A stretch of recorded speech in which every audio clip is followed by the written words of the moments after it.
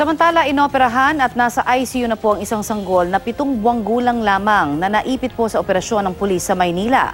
Ang isa kasing nakipagbarilang suspect, ginamit po sa human shield ang baby.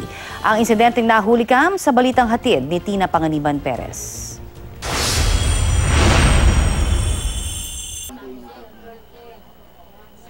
Pasado hating gabi, nagpunta si Edwin Porres sa bahay ni Reggie Rojas sa barangay 868, Kahilom 2 sa Pandacan, Maynila. Maya-maya, dumating ang mga pulis dahil merong nagtip na may mga nagvi-video karera at umano'y nagbebenta ng droga sa bahay ni Rojas. Nakita nila yung dalawang lalaki na engaging in illegal gambling, merong video karera machine doon.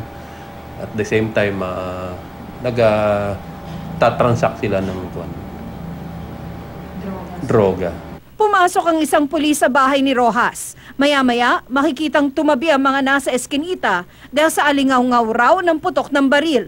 Agad nahuli si Rojas. Pero si Pore, ginawang human shield ang 7 buwang gulang na apo ni Rojas. Tumakbo doon sa itaas, second floor.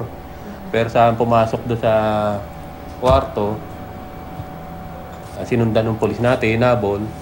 Nung na-corner na siya, biglang kinarga yung bata, sabay paputok. So may dala pong baril? May dala siya, pen gun.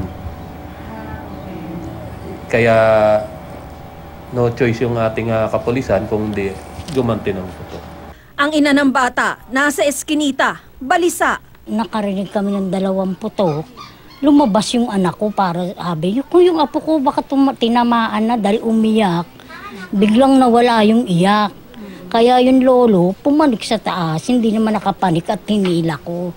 Sabi ko, baka bariling ka rin dyan. Nang humupa ang putukan, isinugod ng mga pulis ang bata sa ospital. Inoperahan mo. Pero sabi naka-recover na daw. Pero naasa ICU pa rin. Gising na po ba yung bata? Oo, 3 pala ang tama. Saan po? Meron daw dito sa paa. Dito sa paglirap, tsaka yung dito, ang grabe, yung sa puso.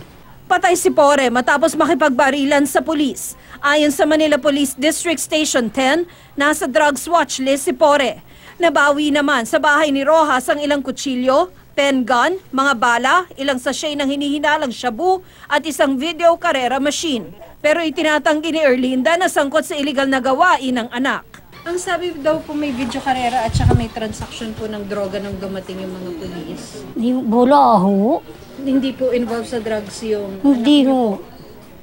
Kaya sa hawak-hawak ko nga ho. Tina Panganiban Perez, GMA News.